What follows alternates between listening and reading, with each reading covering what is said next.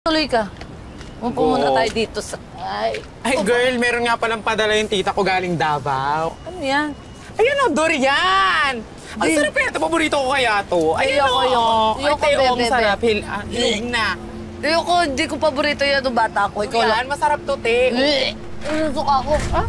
Uy, pretty! Hala ka. Hala ka. Hala, sorry. Sorry, te.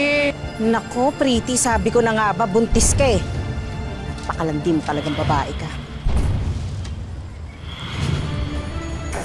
Sorry, te.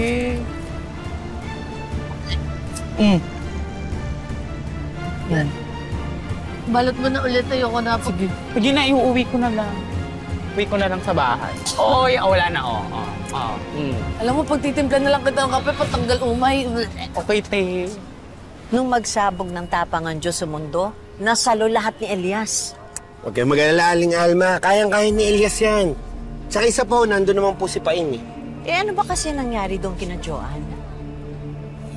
Wala akong sinabi si Elias eh. Pero Aling Alma, mukhang delikado po yung lagay nila. Diyos ko, sana walang masama mangyari sa kanila. Lalo na kay Elias. Sige po, tatawagan ko po si Oka.